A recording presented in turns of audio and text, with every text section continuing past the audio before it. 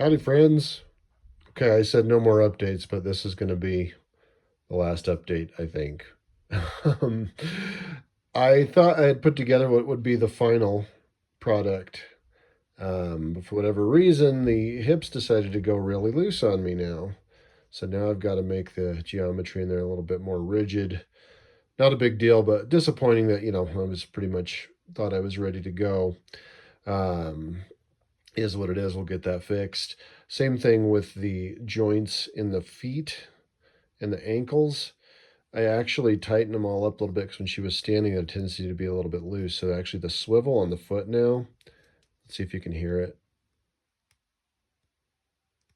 Okay, if you can't hear it, there's a click there. That's tightened up. That's working really well.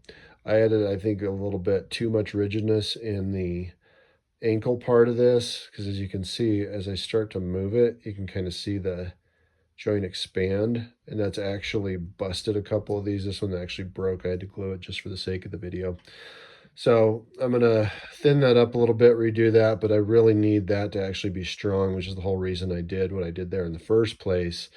Because as she's standing, it has a tendency to want to fall backward with the weight of the resin and looser joint in there. So definitely don't want a perfectly round joint in there, but obviously don't want one as rigid as this because it's causing issues of breaking, and it shouldn't be expanding like that when I am moving that ankle. But so close. And obviously, as you can all tell, I finally got the head sculpt done.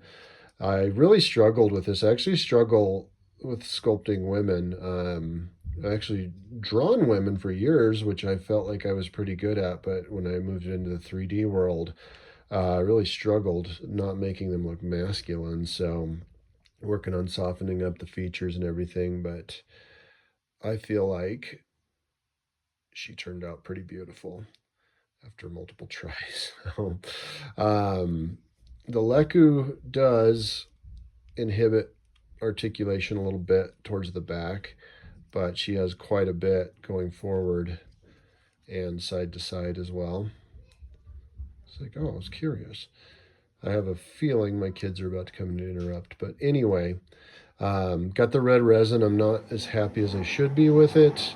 I was really hoping it would be darker, but that can be obviously darkened up with paint or resin dye, which I've actually rubbed a little bit of that on a different one, and it darkened it up quite a bit, clear coated it, and it wasn't bleeding or anything, so it looked really good. But I am very happy there. She's very, very close.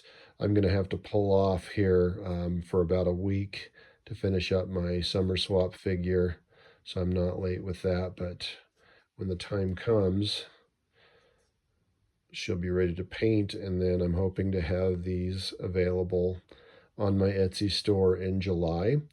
I'm having a few buddies of mine, I'm actually sending them an incomplete, not an incomplete, but an unassembled figure, so they can basically put it together and see what the ease is of that.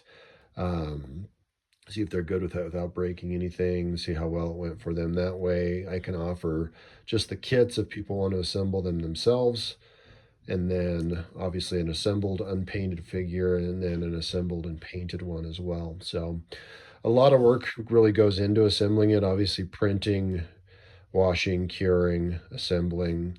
So I'm kind of stuck on what, an assembled figure price should be.